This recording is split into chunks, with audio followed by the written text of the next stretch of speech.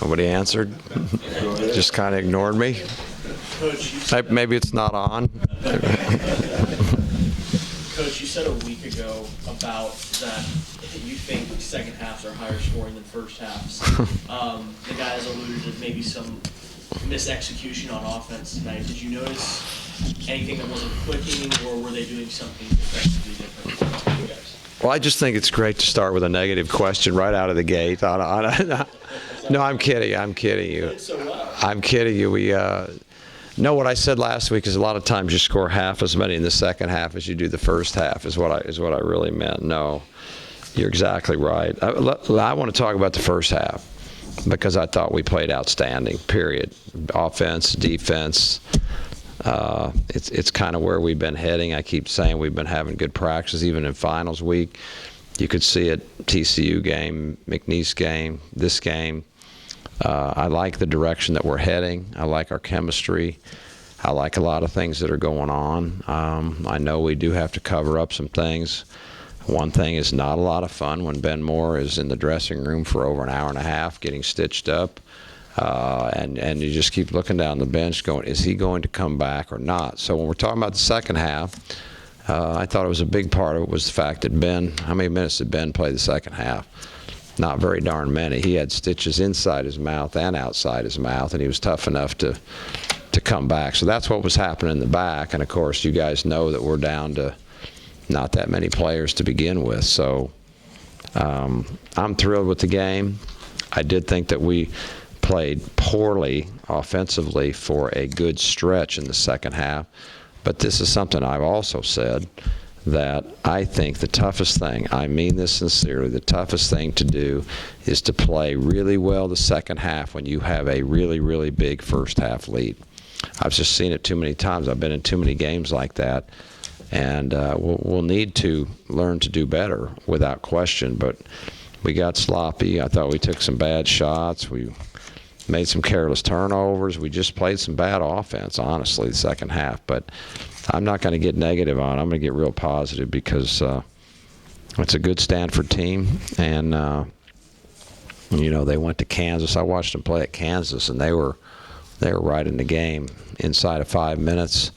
I saw them play Miami. I've seen them have some really good wins, beat Seton Hall.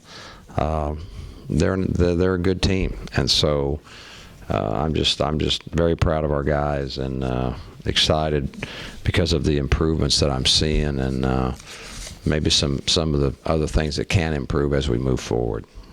Speaking of that first half, you held their starting five to 1 point in the first half. I didn't actually realize that.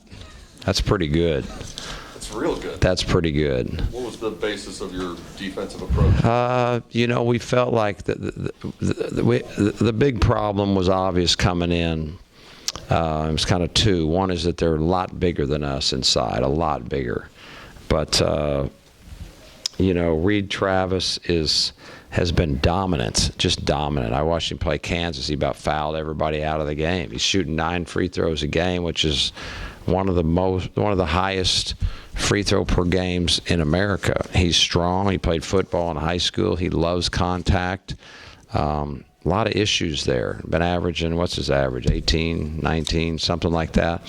So for us, the focus had to start there for a lot of reasons. One is numbers are so impressive. Two, we have one guy over 6'6", and so that was our game plan. Is how are we gonna handle that? And I also told our guys, you know what, we're going to be talking about this all year from here on out. This is what we're going to have to be able to deal with. And so to me, we did it. Ben Moore did a fantastic job, but not just him.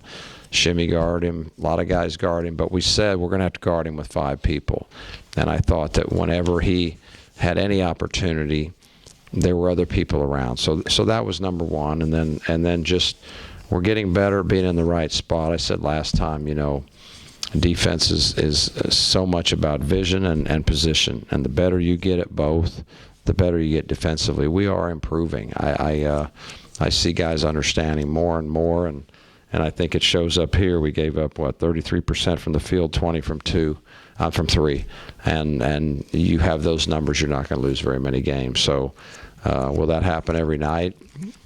Probably not, but it did happen tonight against a very, very good team, and I think our guys are seeing that a little more attention to detail is paying off, and I'm really proud of them for their efforts tonight. It seemed like the ball movement was so good in the first half. So good. Especially early. I mean, it seemed like, was that really the plan, to kind of work them inside and then out? Well, the plan for us is always good ball movement. And sometimes, as you can see, we'll go away from that plan a little more than I would like. But you could see there are stretches in the last several games that we play when we really are clicking offensively, and we do present some problems for other people. You know, you guys talk about three-point shot. We're 11 for 26, for gosh sakes. We actually took more than half our shots from three. That won't always happen. Those were the shots we were given. We were running great offense. We got wide open threes. We took them. We made more than our share tonight. The next game, they may say, you know what, we're not going to let them shoot three. Okay, well, then we're going to have to counter that. That's just good offense. And you got to have good offensive players. You got to have a good offensive scheme to be able to do that night in and night out. But these are things that I felt like we were capable. Great to see Benny Malagu get his confidence back, and because he's an outstanding shooter. So when you really look at it, a lot of different guys could start a fire in the game. And, you know, when you don't know where the weapons are coming from on that given night, it makes it tough. But we're playing a spread floor, and we're sharing the ball for the most part when we don't get sloppy. And when we do that, I think we're pretty tough to cover. Are you getting closer to the identity you want to see from this team during this 5-game winning streak now? Getting there, yes. We're certainly far more towards the team that I want us to be than we were 3 weeks ago or so. Yes, without question. But not. It's, you know, I just what I'm picturing and what I feel like we're capable. I think we got a lot of growth potential left, and I am very excited about that. And you know, over the break, when you don't go to school and you don't have study hall and tutors and all those things, and you get to spend extra time teaching, watching film, doing skill work, making changes. It's hard to make changes when you're playing games every other night. The guys are studying and tests and study hall and finals. But now we have, you know, this period for all of college basketball, everyone makes a big leap right now. And it's mostly because of time. And it's also because you now have a chance to reflect and reevaluate. You go into a season, you have all these thoughts. This is who I think our team is. You do this every year. You play X number of games. You get some challenges, you see some weaknesses, you see some strengths you didn't see, and lo and behold, finals week gets done, and you have roughly a month of basically where they're pro basketball players. Now they're not paid like pro basketball players. They would be the first to tell you that, but time-wise, their lives right now are to get better at basketball, and so that's when you make a big move. And I do see more room. We're not there yet, but yes, without question, what I was picturing early is starting to take hold. Yes. Looked like in the first half there a few times you had Sterling Brown running a little bit of pick and roll, running on the ball with Ben Moore. Kind of plays right into that interchangeable offense you were talking about last week. It seems like the guys have kind of picked that up pretty quickly. What do you think?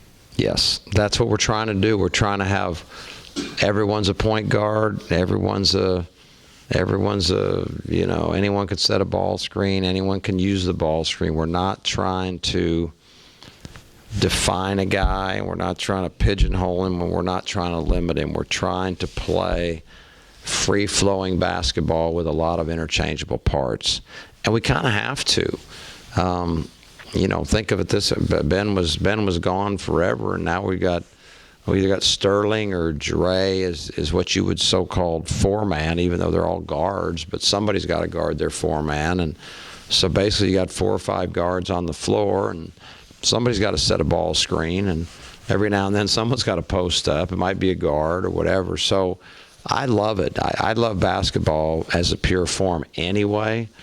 And the way I see basketball is if you're a real player, to me, you can pass, dribble, and shoot. That's who I think is a great basketball player. Well, you know, I get frustrated with guys. Well, he's really a good shooter, but he can't dribble, and this guy can really drive, but he can never shoot, and this guy can't get a rebound, but boy, can he shoot a hook shot. And I just like guys that are well-rounded. I love basketball players, and I think we've got a number of basketball players, maybe not a lot of, we don't have as many as some, but the ones we have, they can play basketball, and they can pass, dribble, and shoot, and those guys are fun to me.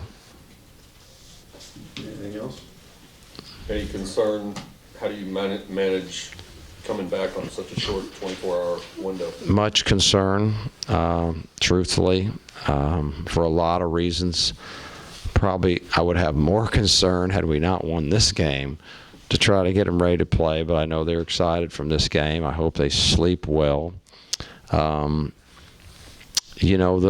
playing back-to-back, and I think it's we did that kind of for a toughness challenge, honestly, because the conference tournament is important, and the conference tournament is hard, and you play back-to-back. You don't get days to prepare. As a coach, I like days to prepare.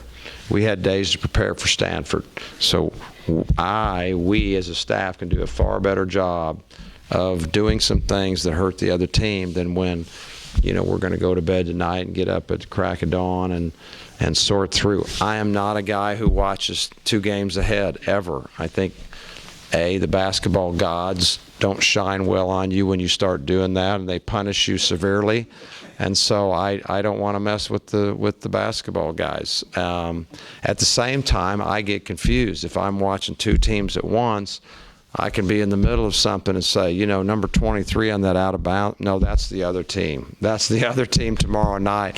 And I never want to have, I want to have 100% clarity. So not because of lack of respect. In fact, it's the opposite. I have tons of respect for Albany. They've been in so many NCAA tournaments in the last 11 years. I think they've been 6 times. Their coach is outstanding. Their team is prideful. They are good. They're a tough out. They're complicated to play against. So tons of respect. Now, our staff has been working on it, and every time they bring it up, I tell them I don't want to hear it until tonight. But we have a challenge. I'm telling you right now, we have a challenge, and they've been preparing for us for 3 or 4 days, and they're good at it. So we've tried to sell that the best we could tonight, and I hope our guys are listening. But this game was scheduled for a toughness. This is to see if we can bounce back with little preparation against a very good team when some things are stacked against you, because that's what's going to happen. You're going to have to play on your principles a lot when you go to the conference tournament. And honestly, that's a big reason why we're playing this game tomorrow night.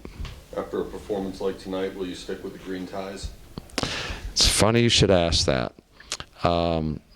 There's a strong possibility. There really is a strong possibility. This is Coaches for Literature. Obviously, I'm sure that was made, and which is a great cause. And just tonight, we thought we would all be unified. But heck, if we're going to play like that the first half, we may wear green the rest of the darn year. I don't care. But so we're going to have to discuss that. I'm not. I'd like to say I'm not superstitious, but that's But I don't know if that's even true. I just know some routines work better than others. I know that, so I don't know if we'll see. We're going to have a discussion about that. But they do look pretty good, don't they? They do definitely stand out. And I'm proud of Jonathan for his work with that. Thank you. Thank you, guys. Thanks, Coach.